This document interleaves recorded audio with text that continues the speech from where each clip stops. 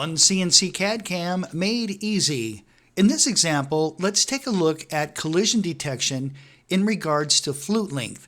If we take a look at this part, you'll notice we have a pocket that's 625 thousandths deep. Now, if we were to take a look at the flute length on the tool that I'm using to profile the pocket, you'll see that's only a half of an inch. Let's leave that alone and let's take this into our toolpath simulator. Here's our roughing operation, and then here's the profile operation. You'll notice the simulation stops and throws an error message. If we continue on, OneCNC marks the area where there was not enough flute length. Let's go back into the machining operation and quickly change the flute length to 750 thousandths. I think that looks great, so let's go back into our toolpath simulator.